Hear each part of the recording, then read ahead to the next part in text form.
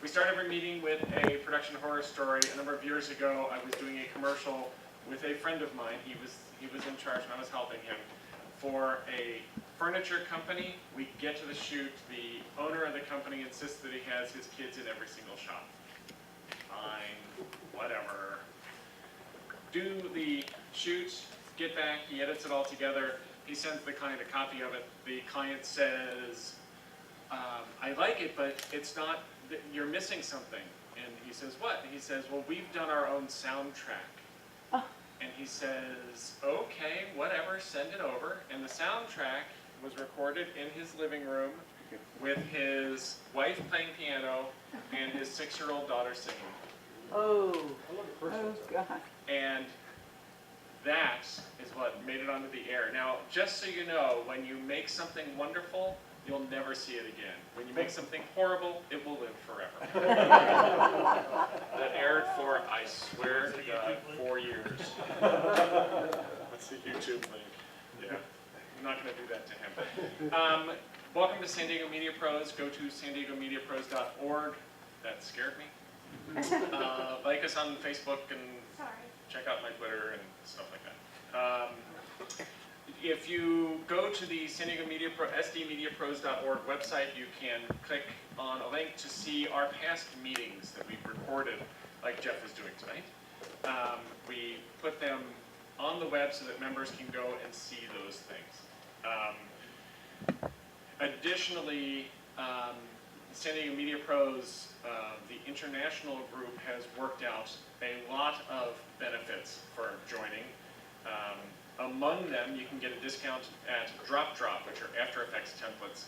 They're animations where you just edit the text and hit render, and you get these really cool professional animations. They have a discount for 15% off on the website. We also have Encode, which is disk duplication. Tool Farm, which has plugins for editing. Discounts on Final Draft, on Empatico, on cases, disk duplicators. If you go to the website, there's tons of offers if you're a member. One of the things that International is doing online auctions, where if you donate things to MCAI, we will put them up and auction them off, and that money goes to the organization to help us put together meetings, get speakers, support our national convention, all kinds of things that help the association and help us as video professionals. It is a write-off. We are a 501c3, and when you donate something, you get the donation. It says donate something, get a write-off, donate something, support MCAI, buy something, save some green, and buy something, support MCAI. So there are flyers up here if you want that website. Additionally, due to my urging, partially, they've changed the dates of entry for the MCAI Media Festival. It used to be that the dates were later in the year, and I couldn't afford to enter later in the year, so they moved it up, yay! But the dates are open. You can enter the MCAI Media Festival. It's basically a competition, a film and video festival for us people working, doing regular business videos and stuff. I've done judging on it. Some of the work is very, very good, and it's cool to see what other people are doing, and it's great to steal their ideas.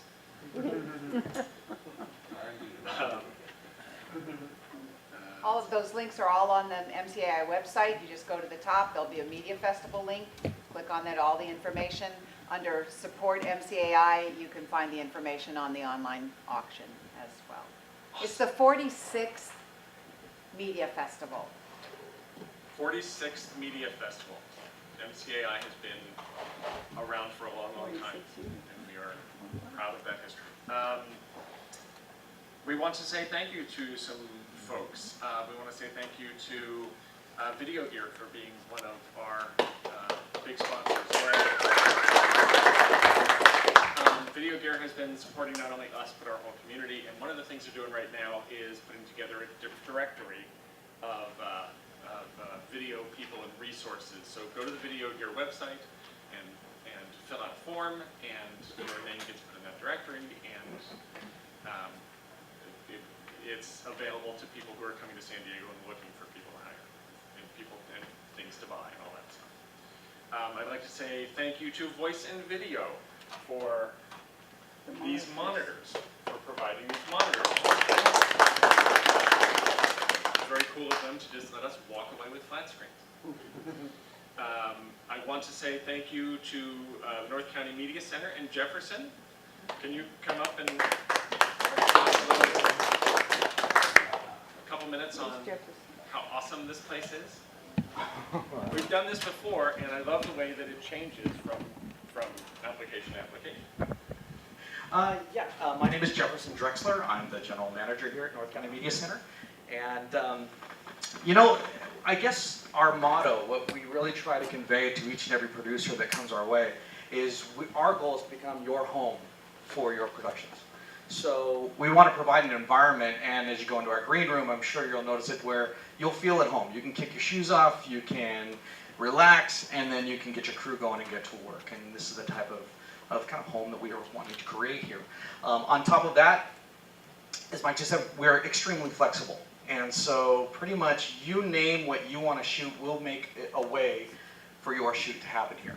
We've had everything from web videos and commercials and corporate events, and we had an outdoor shoot here recently where they did we were hanging branches off of the grid and had some flash things going on, and it was really, really cool and blended perfectly with the stuff that they had shot out in Fallbrook the night before. And so we are very, very versatile in what we can achieve here. And better than all of that, you're not going to find better rates.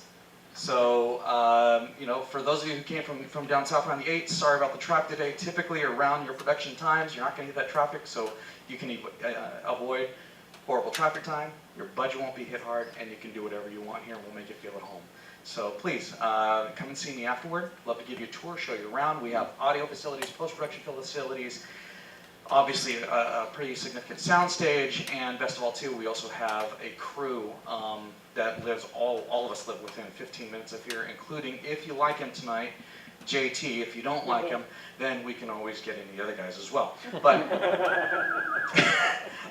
no, we do. We've got everything from lighting crews to post-production. We've got equipment. We've got everything you need. So just don't hesitate to come and see me afterward, and obviously then check out our website, which is northcountymediacenter.com. And in addition to donating this space, he had nothing to do with this microphone. It worked for me. It worked for him. In addition to donating this space, he is giving us a. In addition to. Test. In addition to, I sound so cool. In addition to donating this space, he is donating a half-day studio rental for free. We're going to have a drawing for that later on. Cool. Yay. I want to give a quick shout out to Craig Bentley and Kevin Testato and Larry Gruppe, who are San Diego Media Pros members, and they kicked butt at the Emmys. They won 5 Emmys for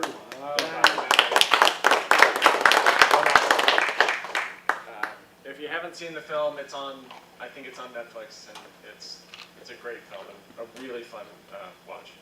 Next month's meeting is the Summer Social, which is going to take place at Pizza Port in Brassy Ranch, which is relatively close to here. And we are finalizing all that stuff in the next day or so, and we will put that up on the website so you can get information and come on out.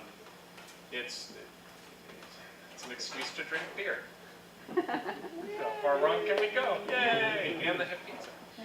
September's meeting is tentatively going to be held at Stu Siegel. We're having some scheduling issues as of earlier today, but the meeting is about stunts and effects. We're going to be knocking people down and blowing things up. Cool. And we are literally going to be knocking people down and blowing things up. We have effects people who are going to come in and they do pyro effects. and then we have a stunt person who's going to come in and do a presentation on how to build stunts into your project. Then, the next thing on the menu, on the agenda is for me to introduce today's meeting coordinator, which is Mark Maisonneuve. Mark, come on up. This thing on? Hey, very Okay. nice. Can I add one little thing? Add all you need. I got a can that says Mom.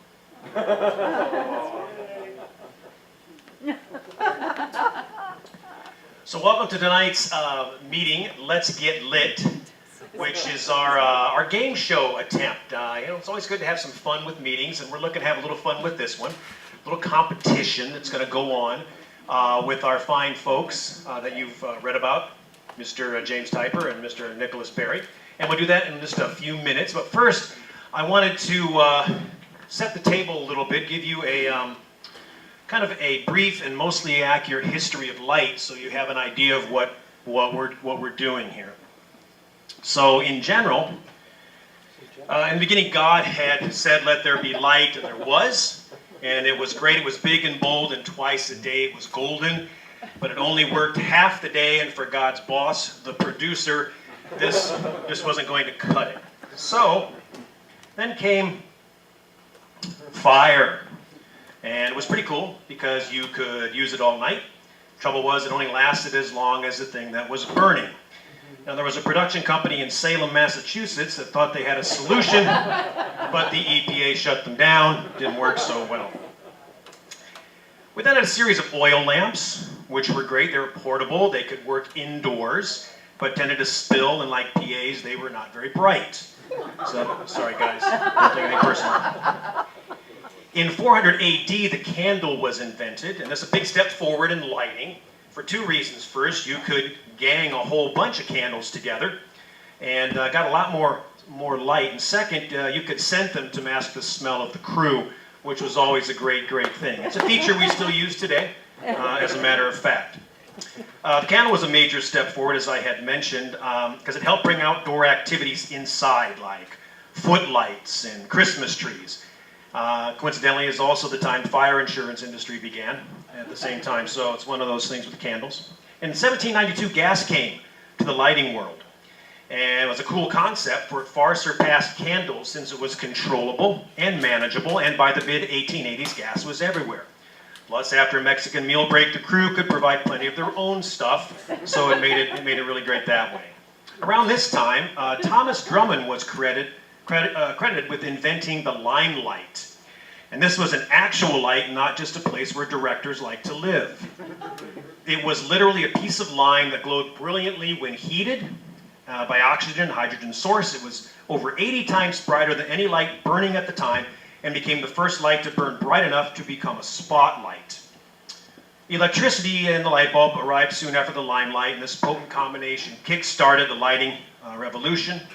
In general, it began with Thomas Edison in 1879 and his development of the first lamp in a vacuum.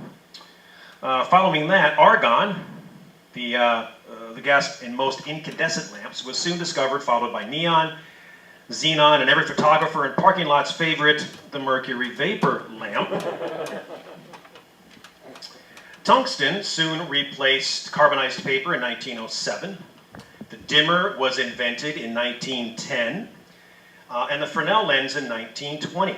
In 1932, the polarized filter was introduced, and it was another great photographer's light came on board, the low-pressure sodium lamp.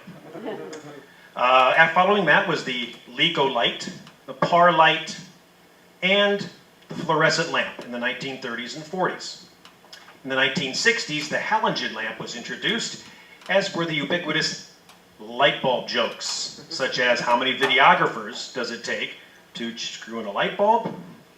None. What do you think the gain control is for? And I like that one. How many DPs does it take to screw in a light bulb? Just one if he's got a really good crew. Then after that, the LED was introduced in 1965, Lee filters in 67, the HMI and the ballast hernia in 1969, and DMX control in 1986. And ironically, we end our lighting review the way we began, with the sun. As it turns out, in the 1990s, sunlight was linked to cancer. So this just goes to prove that whether it's the sun, fire, oil, gas, or electricity, lighting is a dangerous business and best left to professionals or someone like our first presenter. Ladies and gentlemen, please welcome back the only man with more letters in his last name than me, Michael Brueggemeyer.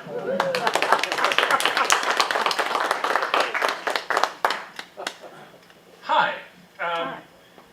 Holy crap, that light's bright. Can we kill the house lights? Jesus. The gist of my presentation is I'm going to talk about some still frames from a movie that we did this past year for the 48-hour film project for LA. It's called Coverage. The lighting was vital to the story, and we used lighting to tell the story more effectively. Show me another one. Okay, this is the first image in the film, and it's a woman speaking to a video camera, and it's her suicide note. We find out later that it's not actually her; it's another person who has killed her and is setting her up for. I'm ruining the film. Sorry. Spoiler alert. So we wanted lighting that would hide where she would have done her own makeup. So I wanted a little bit of lighting, but a lot of shadow. I wanted to be able to see her eyes, but I wanted to hide areas where you would see makeup happening. So we lit it specifically with the thought of how would she hide her makeup. Okay? Going back to the first one or the next one? Go back to the first one. That's the next one. This one's good too. This is the one frame before we see the reveal where we get the understanding that she has done this makeover on her face. In this shot, she's settling the wig on her head, and she's pressing against her face, and you get the impression that she has done her makeup and looks like the other person. Again, we wanted it to be in shadows to pull off the concept that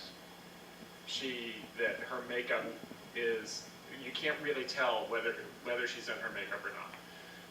We wanted to light it in such a way that we kept the mystery alive a little bit for the next shot. The next shot is where we actually reveal it. Go back to the first one for me. This is the last shot of the film. This is the person who did the killing.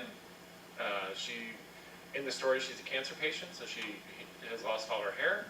In this shot, she peels off her makeup and pulls off her wig, and this is the reveal. We wanted to see all of her. This is pretty much the first shot where we get to see all of her in this disguise. And so we wanted to be able to see both eyes. We wanted enough illumination to wrap all the way around her head. So we were building up to this throughout the movie. Is there any more? That's only three. I can bring up a few more if you'd like. Just try to insert. Sure. Which ones do you want to bring in? Stall. Are there any other coverage ones? None that I've loaded, but I have. There's some maybe. Clarify, Bill Bork is the director of photography in that film. I was the director. Coverage 3. There's this one with her laying down sideways, and then you've got some of these other ones. Anything else you want to talk about in particular? Give me coverage 3.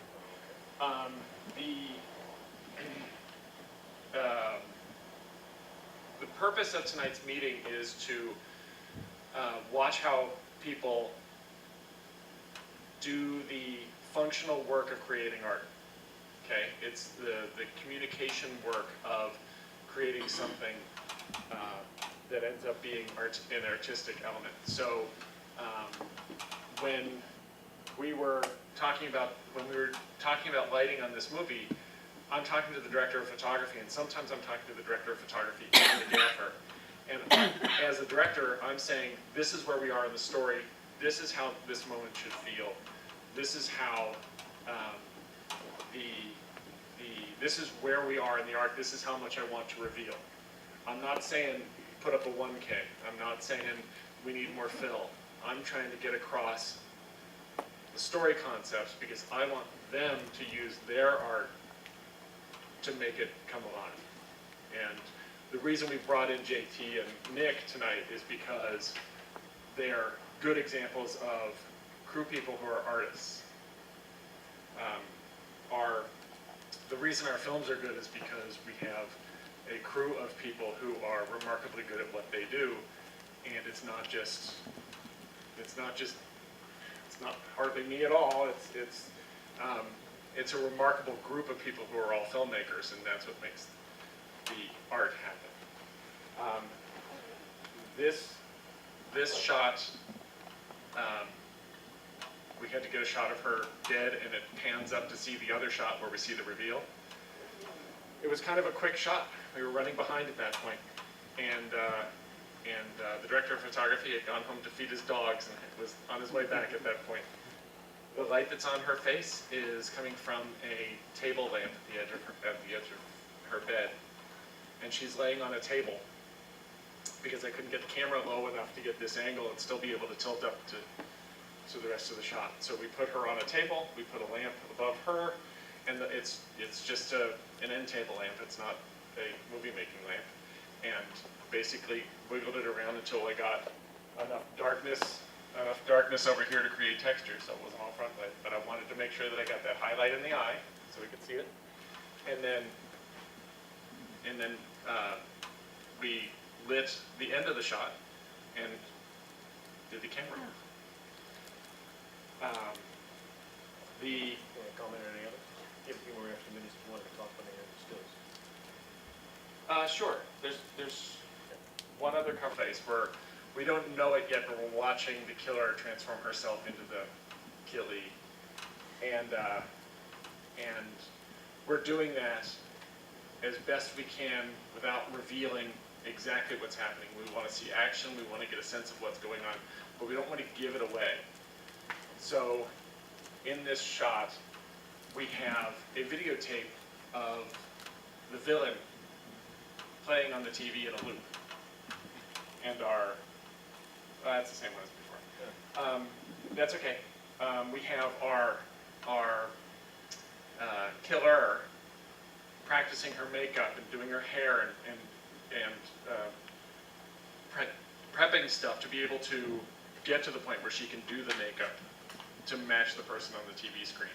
So we have those elements there, and if you watch it the first time, hopefully you don't pick up on everything, but if you watch it the second time, you're like, oh yeah, oh yeah, oh yeah. So our lighting is very much a story element, and it's very much a storytelling paintbrush, and to have a crew who works in art terms makes a huge difference to the art of a film. Shall I introduce? Do you want to introduce the competition? What has to happen to make that client willing to let you do that art, or is that all started before when you pick your clients, I suppose?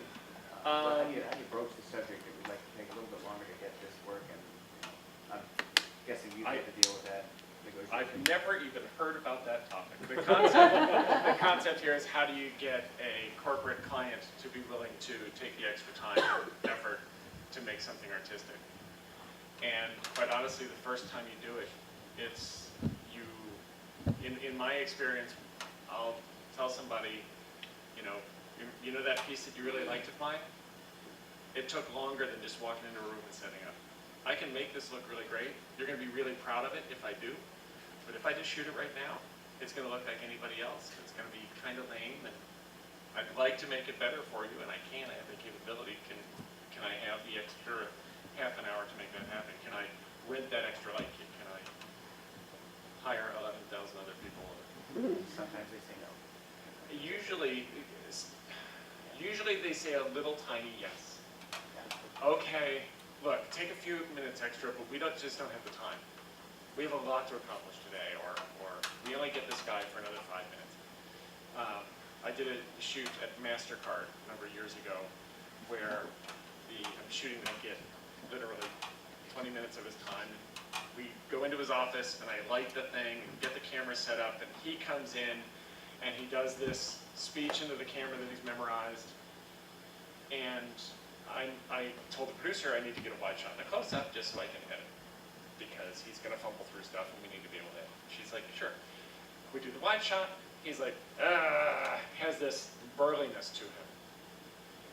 I go to the close-up and I say, if you could be, remember that you're talking to your employees. Remember that you're talking to human beings. Picture your secretary sitting over here. How would you talk to her? Speak that way to her. And he goes, you know, his demeanor completely changes. I really appreciate the work you're doing for our company, and this was for a company appreciation thing. And he does it, and he nails it, and he gets up and starts to take the mic off, and I'm like, no, I gotta do the wide shot again. I can't have you going, we really appreciate it. We love you.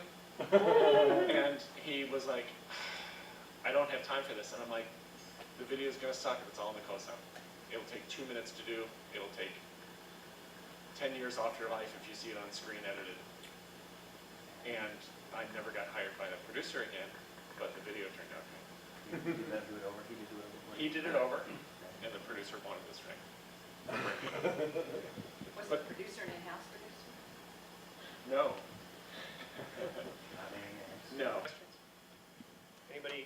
Anybody else have another approach, perhaps? Michael Yes. had mentioned, anyone else solve this problem here? For the people who don't know, that film showed at the end of a dark alley in the south of France this year. Should have been theater in the South. There's a difference, because there are films screening in dark alleys in the South of France. Our film was chosen to screen at the Cannes Film Festival. So, with no further ado, Joe Castanho. All right.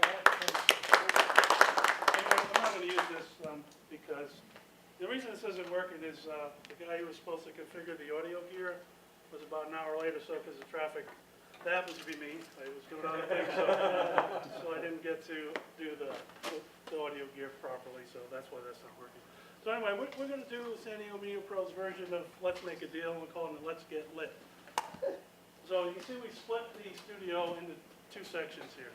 What we're going to do is we're going to pick two people who put their name in the jar here to be the DP, and they'll take one side of the studio or the other. And they will also have a gaffer. It'll be either JT or Nick. And so, and then what's going to happen is the audience is going to choose from a series of screenshots of films with various lighting styles, and the contestants are going to try to emulate those screenshots on their side. So the first thing we're going to do is choose two people to be DPs, and my hand will not fit in the jar. Is there anybody else who wants to put their name into the jar? I'll try Maybe this to out. work with JT, which If can you go have on your not got your resume. name in the jar, please, let's do it. All right, Francis All right, got so it. you got small enough hands, you can grab Don't look. a name. Let's see who our first DP for tonight is. No, is it you? It's me.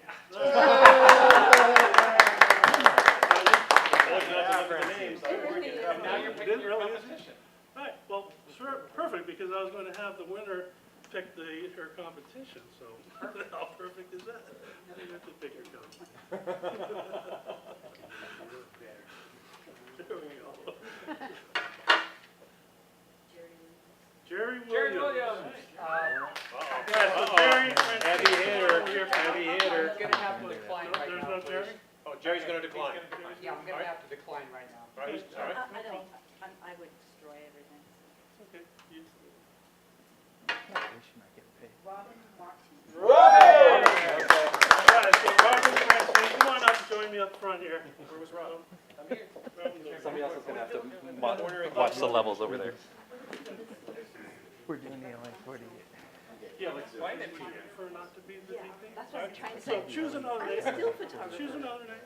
Which Can I, Hold on. Go for it. You're gonna have a lot of help. Go for it. the purpose You're gonna have a lot of help. of tonight's event is To learn. to figure out how to get lighting results without having to be a lighting specialist. Yeah, so Okay. you're a perfect candidate. Now, you are a perfect candidate because you're familiar with cameras, but you also, I want you to explain to your gaffer Okay, the kinds of light you want I can understand and that. work. Not how to create, like. I can't, yeah, I'm not gonna run a camera. So, in the spirit, this is my metal clothespin. I really love these things, I don't know if anybody else uses them. They're little metal clothespins, so I'm gonna use this as sort of a torch, okay? So there's several things that have to be chosen here. First of all, which side of the studio? So, first, no, somebody has to tell me the name of the film Mike was talking about. What's the name of the film? Covered? Oh, covered. Covered. You know. Oh, give away. So, now that you have the paper clip, I mean, the clothespin, you can either choose what side of the studio you want, or you can choose your DP. I mean, or your gaffer, which is JT. Do you want to hear a little bit about your choices? Yeah, go ahead. Let's do that. So you know what's going on here. Tell us about Jim JT Typer, owner of JT Services and Available Light, began working in film and video production while completing his undergraduate studies at the University of Toledo, which is where I was born, not at the university in Toledo. In 1990, he relocated to Southern California and since then has worked on over a dozen feature films, several TV series, and numerous movies of the week, not to mention several award-winning short films, 2 of which have screened at the Cannes Film Festival. He has worked with many different lighting styles and personalities of nearly a dozen ASCs and ACS's cinematographers and a host of divergent directors and other crew members makes him a local lighting legend. According to JT, he firmly believes that, with the proper tools and a clear vision, any idea or concept can be expressed visually. Our next and second gaffer, but not the least, Nick Berry, remains one of the busiest guys in production. Nick works both in the studio and independent feature worlds, as well as television, commercials, industrials, and concert events, where he serves as live switch director for all video IMAG. He's switched such acts as the Flaming Lips, Snoop Dogg, P. Diddy, Kid Rock, Cold War Kids, Against Me, and Ghostland Observatory.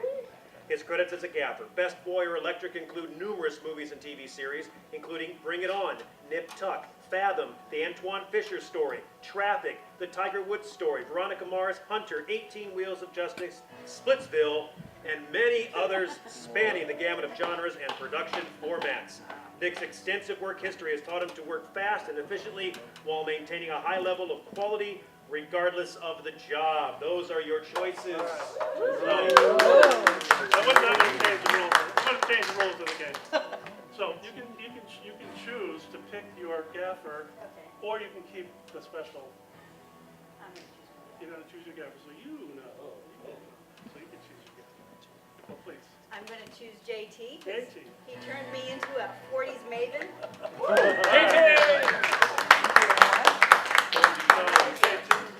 Here he comes!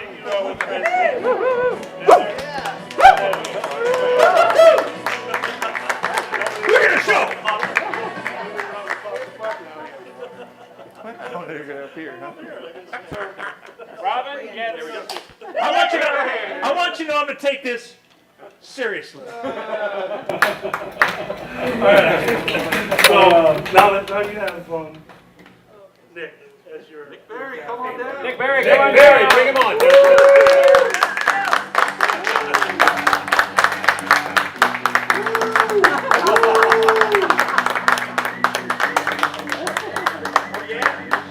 Hey, I'm going to show you how to set a C-stand. That's what I'm going to do. Why don't you show us how to set a seat?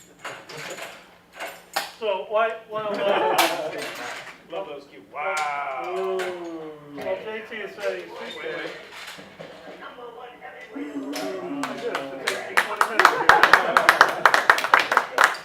All right, so we're going to take a look at some screenshots. You guys can sit down right here for now, right up front. We're going to choose some screenshots for these people to work with. So Mark has some choices here. Here's your first choice. So look, we have 5 choices. You will vote on 2, the top 2, and then we will assign one to the other. Mike Brueggemeyer's passport picture. That's correct. And another choice, From CSI. CSI New York. There you go. Everybody's favorite. We got Harry Potter. I don't know this film. I don't know this film. It's a softer look than the rest. And finally, And Indy. the You named the iconic dog Indy. Indy. So, since Robin has. So those the- are our 5 choices. Since Robin has the paperclip, we're going to choose one for him first. All right. So, audience vote. On instruction, Just here we go. Dracula. by applause. By applause, right. Applause, applause only. Applause. All right, that was about Okay, 6 minutes. A whole bunch of lights and gear and that you can. Now Robin gets the clip. So what he gets is this little pile of stuff over here. This is your stuff. Yes, and you get a couple other things to help you. And why is that? Because we all don't get the best gear. Most of us have this small gathering of lights that we have to work with and make it look like this. This is the challenge right here, right? Unless or North County Media Center, exactly. We don't get that choice sometimes. You're out in the middle of nowhere, you got to lug what you've got, and you got to make this with your small pile of gear. So there's a challenge here, okay? Can I to create the... Yes, to kind of duplicate the image. I'm So sorry. you can get an actor, you grab somebody in the audience to be your actor, and we'll get started. Yes, sir, you want to say something? I was just going to punctuate that part of the gear thing by a little small personal example to show what you can do with stuff that you may not think you have the ability to do. I was called in to work on this little movie. I didn't know what the heck it was. It was shooting in San Pedro, and they were going to do all this stuff on a boat. And there was no budget for anything. I brought all my own personal expendables, and the lights I had to use were the lights from Home Depot, the little ones that are, they got the little base on, they're yellow, and you set them on the ground. And I brought a roll of black wrap and some tape, thank goodness gracious. And with that, I single-handedly, because everybody else was kind of beat, lit the entire boat, and the movie ended up being The Usual Suspects. So I did that all with Home Depot lights. All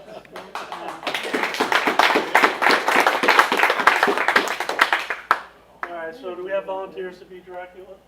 The lady and me. We have volunteers. Got Jim over here. All right. Cindy. Come on, You have a hat? come on over, you can be one of the Get him ladies. a ball cap. Bruce got that. So you join the crew on this side. Do we have a facing hat? there. Oh, we need a hat.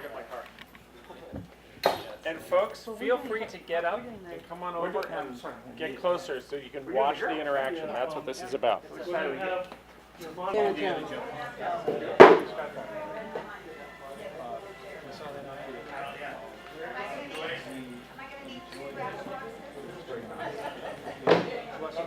Right after the Kingdom of the Crystal Skull, this was probably the best one, the original one, right?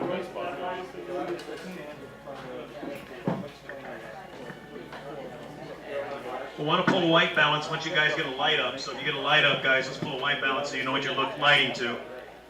That looks pretty good, actually. Here's his little... But you have to adjust things for whatever particular image capture device you're using. And That's they're an all ICD. quite different. So ICD. some are really good at catching low lights, some are not. Some lenses are better, some aren't. So you got to make sure you adjust what you're doing for whatever you're shooting. Sorry. Okay, and once you get a framing, we'll frame it up and run a quick white balance. Which leads to the question for those who've done it, do you light to the monitor, do you light to your eye? Do we have a series? Jerry's who's done 16 features, I mean, he has that. Do you light to the monitor, do you light to your eye? Anybody have a tip on that? I don't know if it's right or wrong one way or the other, but people do both. I mean, it's what the monitor has to be. You gotta be able to trust your monitor, right? But some people light to the, I know that I'll sit down literally in the seat of the, if I'm shooting interviews or a subject, and sit down, and you can feel the light difference. If the key and the fill, and to know if you're getting a 2-to-1 or you get an even spill. But just by sitting in there as a director, you kind of get a quick, oh, okay, this feels right. It also helps you to know from the client's standpoint or from the interviewee standpoint, how are they feeling? How's the light? Is it too hot? Is it too harsh in their eyes? So that's certainly one way to look about that. Use a 2-foot 2 bank. Make sure they're both tungsten. 2-foot 2 bank, both tungsten. Copy that. X-ray now.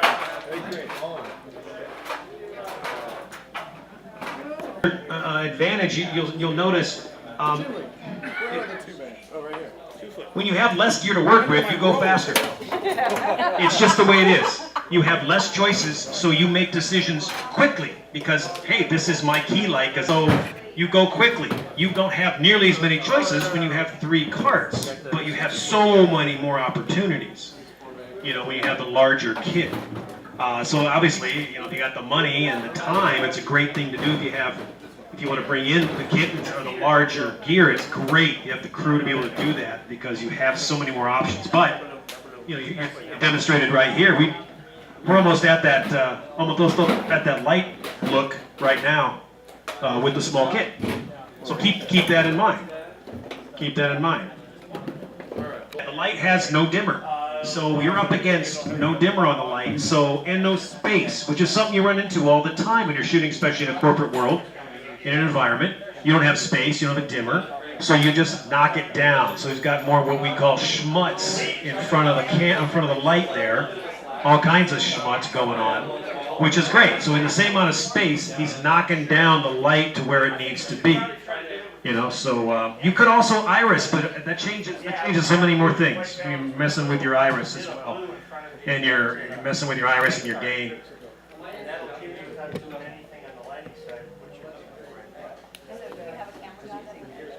You just let us know where your frame is. We'll move what you need. We're gonna need a white card and someone to operate the camera and do a white balance. A golden cast. Well, however you're going to do that. What do you want the camera guy to do with the golden cast? I should say, it was suggested that that's what she liked. There's a couple. We're going to set your frame and your light to the frame. So whatever your camera, we'll lock it wherever you need it. There's a couple of different ways. What Francine was asking for is to take the shot and make it... Right, it's just moving a light around. Dracula's done. Okay. Okay, we have a light up. We have a light up on Francine's light. This is great. It's a good start. Is that a framing you like? You want it tighter? What do you want, Francine? Why don't you put a dark blouse on? I can move tighter here for you. Just let me know your framing, because once you have your framing, like JT said, then you can light around it. Does that look good? You want it tighter? Does that look pretty good? That's pretty close to your framing. Okay, we'll leave it there. We'll lock it. Walk away. Okay. What? So JT, why the Kino flows? Because it was handy. I grabbed what I could see and what I knew was available. I could do the same thing with the Home Depot lights. I would just somehow make it look what I'm doing. Each light you can take and do many different things. The way of choosing what you want to do with the light is figuring out what you want that light to do. In this case, we need a light about that height because you see, lean back just a little bit right now. Okay, I'm not quite done with positioning, but it's going to be close to where that light's going to go. It's the wrong, there's 3 things about the light. There's the color, there is the intensity, and there's the quality. Right now, we're okay, I think, with where we are on the exposure dial. We're probably almost wide open, would be my guess. But I think we're going to be okay, because that would be nice. It'll throw the background out of focus. We'll take that exposure and say that's fine for intensity. The color we're going to play around with. And then the third thing is the quality of the light, which is what we need to change right now. I'm going to soften it up to make it look more flattering and more like the picture, which Micah is in the process of kind of doing. And that's all I got to say about that. Beautiful, beautiful, beautiful. So yes, there are light choices. If you were watching the slides at the walk-in, when you guys are coming in, there were a number of iterations there about the types of lights that exist. You've got the soft Kino kind of lights like this that are fluorescent-based. There's LED lights becoming very popular, though people swear that they don't like the color or the look. They're getting better. Getting better. They're getting better. Great advantage of those lights is they're very lightweight, very low power. You can battery operate them and they'll run all day. They're great right now for running gun applications for sure. Small lights, if you need a good small light. I've got a couple of small ones that are 3200 and 5600, and you can balance the two. They weigh next to nothing. And they put out about 200 watts each. They're a great little light, and they fit into a small pouch. So it's a great application, the LED lights. You've also got the open face lamps. There are a lot of open face lamps that exist. Arri has the kits, the Arri kits, Smith Victor. There's a bunch of Smith Victors over here, Colortrans. The open face, it's just a pound of light. That gives you a lot of, raises the ambience. It can blow out a background. It's just a great lot of light. The Fresnel lights, the lensed lights, those are awesome because they can focus your lights. Those are very good for control. Very good on that control. These lights, though, the only other great advantages, especially for working corporate and for working in tighter spaces, so these have these LEDs, the fluorescents have almost no heat and draw almost no power. So I don't know if you've been in an environment where you're looking for plugs and you have to spread out because you're bringing your 2,000 watts of light in, and you got the client's computer there. You don't want to pop a fuse. You got to go in and ask, is the maintenance guy around in case I pop a fuse? So these lights won't do it. You can plug 100 of these things in, you're going to be great. So a great application for that, a choice if you're going out, are these lights that draw no power and generate almost no heat. So there's trade-offs, there's everything else, there's trade-offs. They also cost a lot more. So there's a trade-off right there. They cost a lot more, but if you use them all the time, you can rent an open face light a lot less expensive than say a Kino Flow. But the Kinos have the advantages. So. Getting a portrait look right here. Brandon, do we have an earring? Can we get an earring for Brandon? Because thank you, Brandon. That's great. That's great. Appreciate that. I need a little makeup for Augie there. Put it on your lipstick in the mirror. There we go. Very nice. There you go. And I still want you to take me seriously.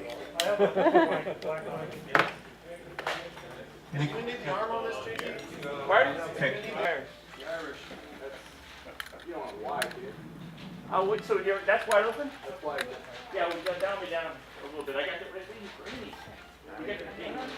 these are the hippy dippy things for You're the DP. nice little stuff. And they're great. Look at the wires. Ain't none. Ain't none. And they have dim lights. Don't guarantee that they're not popping. Can you take a look and tell me when I'm getting to something that you might be liking? Even like they're showing. Augie's eyes are not funny, but I still want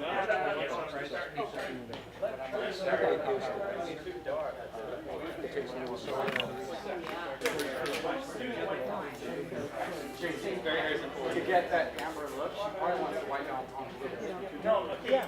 Just need to hold the card up. But he didn't get the I'll show you. program. I'll show you what I'm talking about. All right, no problem. No problem. This is a really low budget. Let's pull that away and just take a look. Pull the card away, please. Okay. Now we're staying out of the other light.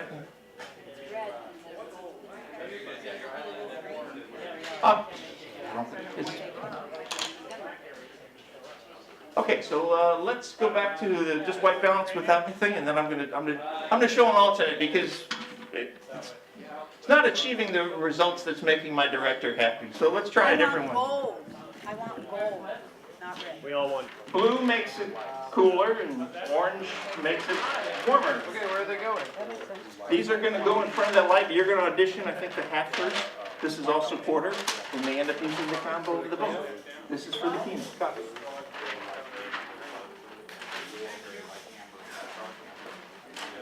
Can I see you looking at your mark, please? Looking at your mirror.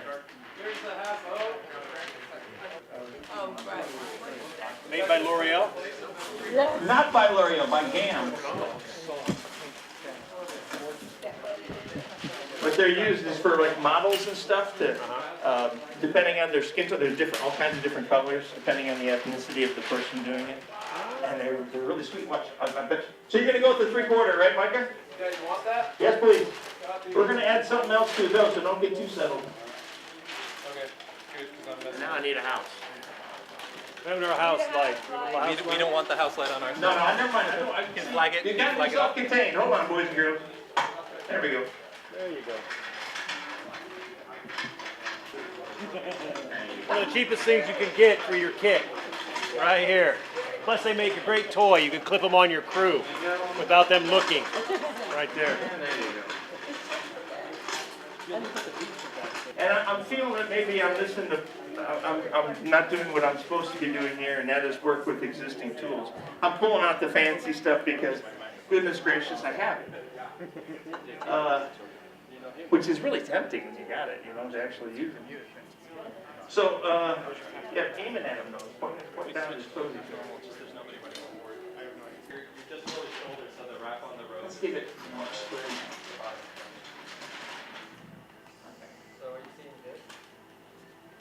So, You're not seeing it physically. there's a big difference, right? Yes. Okay, so, you, I just want an apple block. Hey JT, can you clear the... sorry. Spend so much time lighting exactly when you can sort of make it whatever you want in post. Because you always should light properly. You can't always fix things in post. And if there might be a certain look you want to achieve, you need to get that in camera. You know, yeah, exactly. Yeah, he's gonna yell at us. There's a lot of tools you can do in post, but you can't, you know, and you can rapidly change the way things look. But Can I see your look, please? you should Again? shoot it that way. Correct, sir. Correct answer, yes. Spend the time shooting, but get it right first time. It speeds things up so much on the back end for your post, and if you want to change it, you can. But start with what you want on your look. Go in with an idea. It's fiddling with gels and cameras. And so- 2-inch black paper tape. If you get it from the right store, it's expendable place. It's about $8 a roll, and it's worth it. Hey guys, pay attention to the indie side. Yeah. What happened? What'd they do? Put a black background. Why? Because Blowing out. What was happening? it was blowing out the picture the other way. What else was it doing? Drop it down. Because you're at full. Trying to match Flip the the switch background. the other True. direction. True. There you go. That was kicking a lot of light too. It took away from the drama face. So there are a lot of options. So you A can little shape black it, too. back there, which is a great call on these guys, trying to make it this dramatic look. Darker? And it's not a fancy piece of do. What is it? Can it be A packing blanket. Yeah, I'm flipping that right now. Pick up at Home Depot. Yep, that's it. Right there's good. Or AV supply. Just this corner of it. Mark, I'm sorry not to, but my microphone doesn't work. What's that? Mike's not working? To disperse. Or check volume.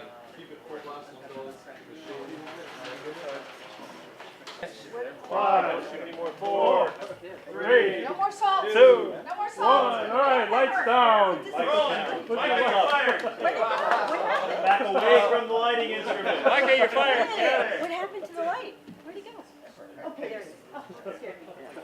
I don't know. Last minute adjustment, bad idea. What's kind of your approach and how that worked? I don't know if my mic's working or not. So It's I don't working. really need a mic.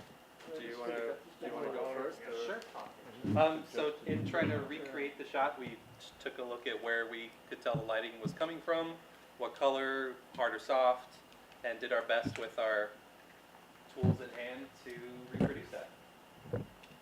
Initially, what we did is bring the talent away from the background because you've always got a lot of spill on the background. So the further away from the background you can get, the better, and plus it helps the background go out of focus if you want to do that. All these lights are spilling on the background. So then we came up with putting black behind it instead and trying to throw a little bit of light on that, just because the white was just taking away the feeling of what you've got going on there. Two, you're limited by the equipment you've got. He's got a pretty hard light coming on his cheek. Ours is soft, primarily because this light has no springs, has no dimmer, and we've only got 6 feet to move it. I couldn't move it any further back, so I had to start putting stuff in front of it to knock it down, to at least to get the right stuff, so it wasn't just blown out. We added some color on the back over here, some orange, because this light is kind of a bluish look. And then we darkened this half because it's dark in there, but also light is reflecting off. You want it harsh? And light in its face up more than we wanted to do, because that's a very contrasty shot. Any questions? Questions for Nick? That didn't work. Wait a minute. Questions for Nick? I have one, Nick. What do you wish you had in this kit that you didn't have? Dimmer light. Pencils It would be nice to have like a nice Fresnel light maybe. Okay. something that I could trim down, control Yeah. trimming and knock the stops down, so I can get the stuff that I want. It's really not a soft light. I would put a light diffusion on it and knock it down with wire rather than putting a lot of diffusion on it, because the arrows energy is a lot softer than that. It would have been nice to have something on the background. I would have tried to take the background down and throw something on the background to make it. You see how in the background it's got vines and all kinds of stuff going on. There's a lot more stuff going on. I want to try to create a bit more texture on the back wall with a different instrument perhaps. All I've got back there is a fluorescent, which is diffused already, and I can't do anything with it. So. But the harder the source, the better pattern you can put on the back wall. It's a soft source, you're not really going to get any definition from the patterns. It's just soft, it just diffuses everything. So we were just trying to create some kind of texture. Got it. So if you could only have one additional thing, what would it have been? Just for now.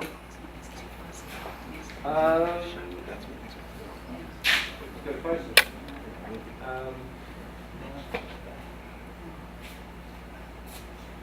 I don't think I need any additional lights. I would have used different lights if I had the opportunity. I would have liked some flags, some diffusion nets. You have like 2x3s and 18x24s, singles and doubles and solids. Yeah, so if I had that, I would. See, I'm using black wrap here to take the skirt down, which is, you know, it works. But if you have a flag, you can knock it down like a hop stop or a stop or whatever you want to knock it down a bit more and get it a bit more accurate. Right.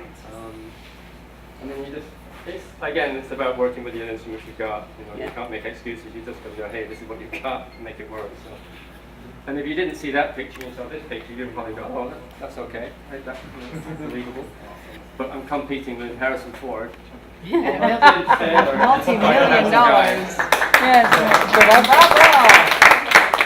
Not to mention 35 mil Panavision. This camera, none of us know about where the iris is. Do we know? It doesn't have an iris. Yeah, it does. It's in there somewhere in the electronic settings. It's not like you can just turn the iris down, so we wanted to bring it down, so we have no idea what stuff it is. But maybe a different camera. That's okay. Can I show off a couple things on this lighting thing? He has the light, the key light, but he's also put up some black wrap here to reduce the amount of light falling here. If you look, that little bit makes you look right at his face. Really? Yeah. Big difference. He's using a little battery-operated light right here. Okay. That's because it wraps around on there a little bit and won't get into the edge light. So it's this light in here, right? The wrap around the shoulder. Chances are that during the movie when they shot this, that's probably one big light put farther off. Yeah. But he's mimicked within the space of 15 feet here, the same look with 2 lights. And Nick wanted me to put a shadow right in here. With the Irishman? And it's from this light that's on his face. So I put a stand up in front of it and put some tape on that and just used the tape as my little flag for it.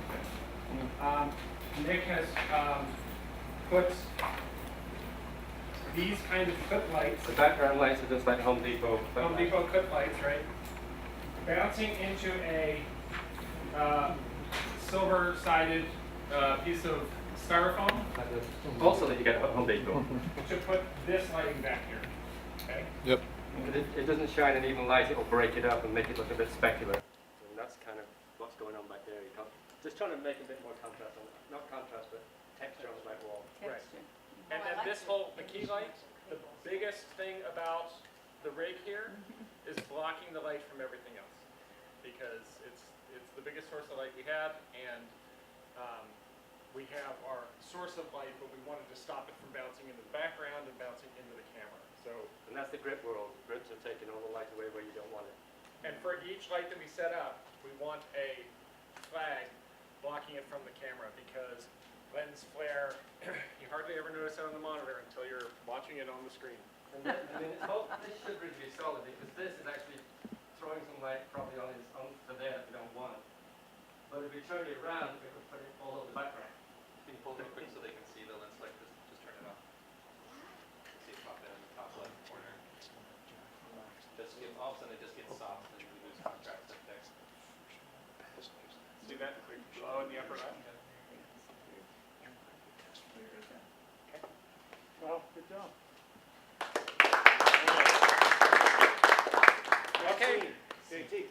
Positions, everybody. Position. You're up. Playing for talent. I wanted to see what's going on.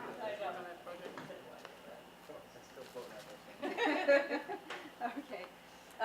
Well, what we were trying to achieve here was a very soft, intimate look. We wanted to warm up the scene, and so JT chose some golden amber gels for the lighting. I also wanted an overhead light, which was really kind of a challenge because I didn't want a harsh light, but I wanted something that was soft, something that was warm, because it was a very intimate shot. And we didn't unfortunately have a lot of the staging possible, but I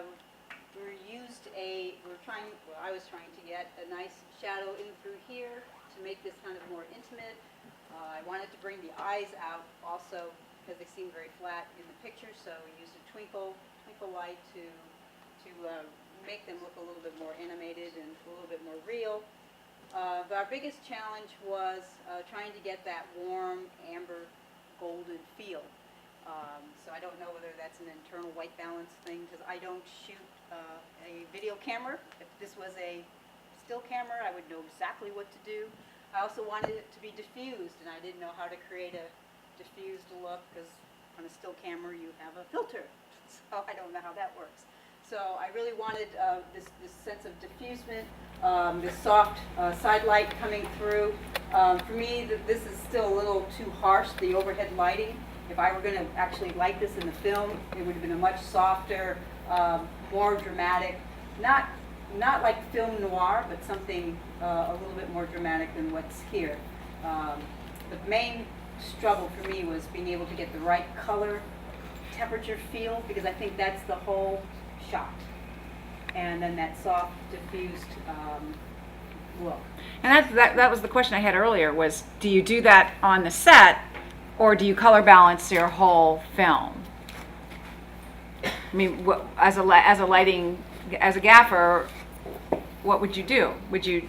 The gaffer wouldn't, it'd be the DP, and the question would come down to whether you want to use, whether you have a DA, which you have a digital intermittent, or what do you call it, digital? DIT.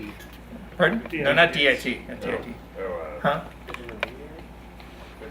Interpositive? Yeah. Internegative? Digital imaging technician? Or a DI? Where you take it to and you fiddle with the color. That's DI. the DI. Yeah. Right. Yeah.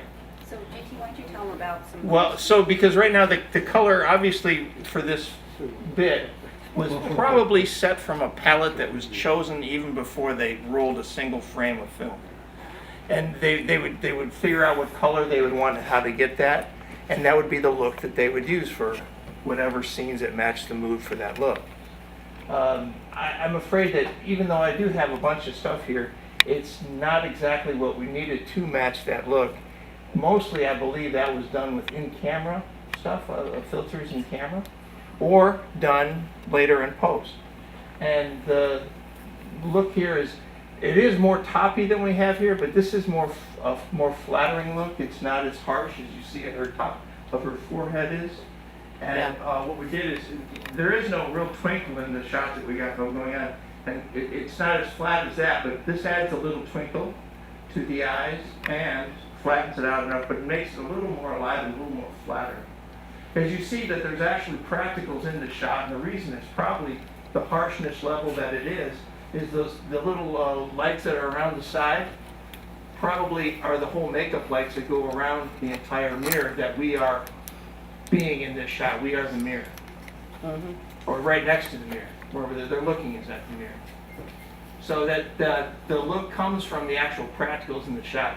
I did not have the practicals available to set up to match that look, but that's what we did. The color's a pain because I don't have the tools to make it match that color. That's all I got to say about that. Questions? Questions for JT or Francine? Lighting two people versus one, is it twice the work or three times the work? Did you hear that, JT? Yeah, it depends. You know, if they ain't moving a whole bunch, it doesn't really matter. If they're walking and singing and doing a dance number, then yeah, it's gonna take a little more work. If you didn't have that still up there, what would you do differently? if somebody told you this is the kind of feeling we want, what would you do differently? I would start with the practicals, because that's apparently important for what this shot is. And to have the practicals there, see what they do in the first place, and then work to supplement that to give the overall emotional feel that's required for the scene. See, this whole, That's it. That's all I do. this whole scene is very intimate, and that was the challenge, was to be able to utilize the lighting to create this sense of intimacy and this sense of sharing between the two in something that's just a very ordinary event.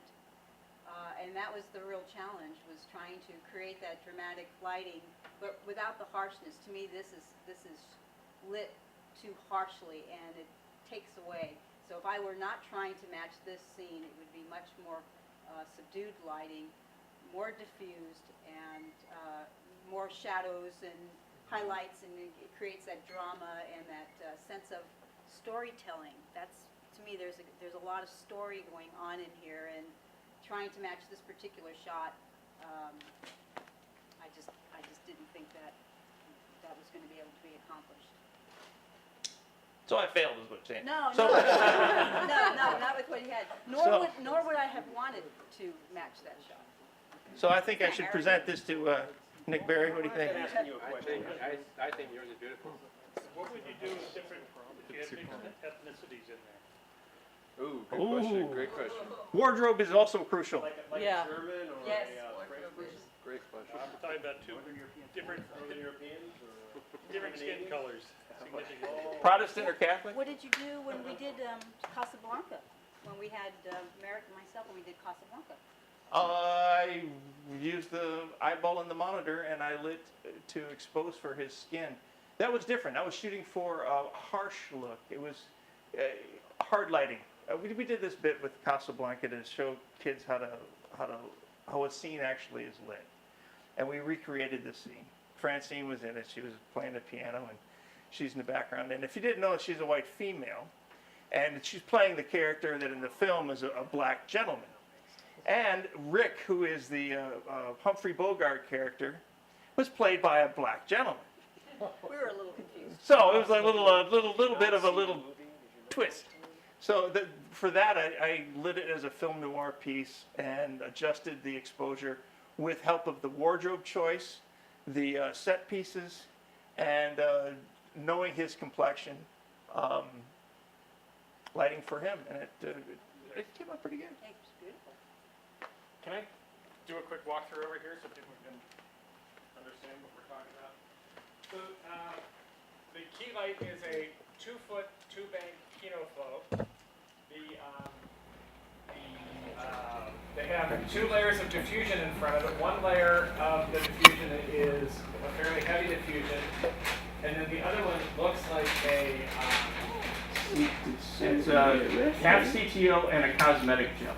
half CTO. He has 2 layers of color. Half CTO, which Trying to color, match and that the with what I other, have.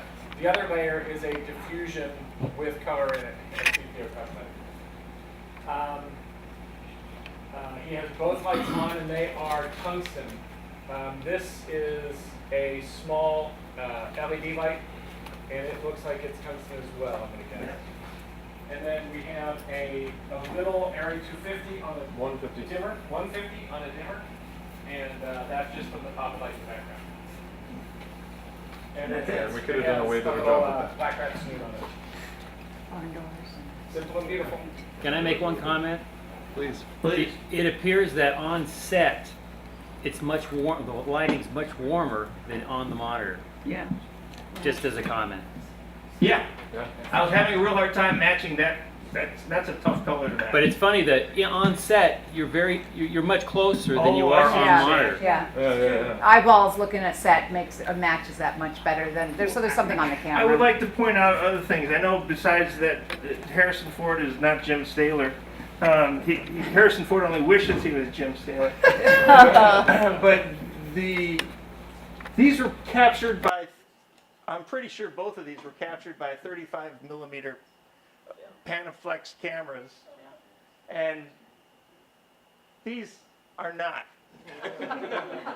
Understatement. So there's gonna be a little difficulty in trying to make those look the same.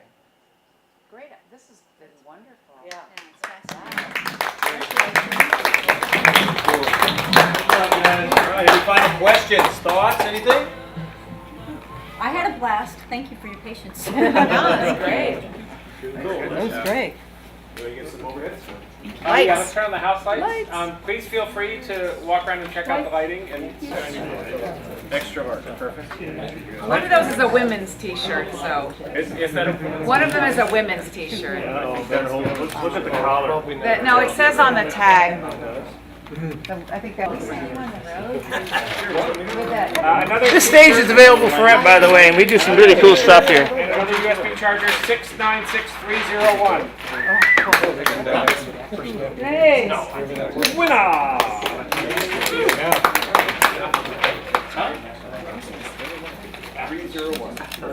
Oh, yeah, right. Oh, hey, Mike, I got a door prize to add to that thing. Is it your Emmy for lightning director? No, it's not, but it is a cool prize. This is for a mouse pad and a USB charger, 696303. That's me. Yes. Cool, because my mouth pad was done. That's what also serves as That's right. a protector for your laptop, or your And, tablet. and it's a screen cleaner. A It's screen so cleaner? cool. Oh, wow, I use it cool. today. Every Oh, day. awesome. And a chamois. Can I take that back? Okay, cool.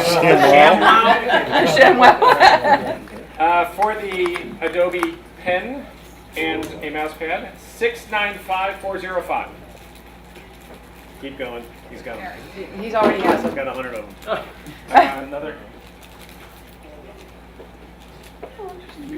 696292. Double dipping. Hey, that's what Because happens. he's a member. When you're a member, you get 2 tickets. We have a woman's shirt, woman's size extra large. Which doesn't very much fit me, so it's not that extra large. Just FYI. There you go. We have a half-day studio rental here at North County Media Center. The big fella. The big fella. What does that include? What do you get? What do you give the half day, Jefferson? You get, sorry, workly challenged. You get access to the entire studio, which includes the audio facilities, green room, makeup, 2 restrooms, 300 amps of power, the entire soundstage, 5-hour block. If you go over, we can be very, very flexible with that. If you want to use it for a full day, we'll just charge you half rate for a full day. Access to your lighting gear, or is that? Yeah, all the that are here. And all the gear. Yeah, All the gear. the gear as well. And JT too? JT's on video gear as always. Thank you for coming. Drive safely. Now stay and wrap.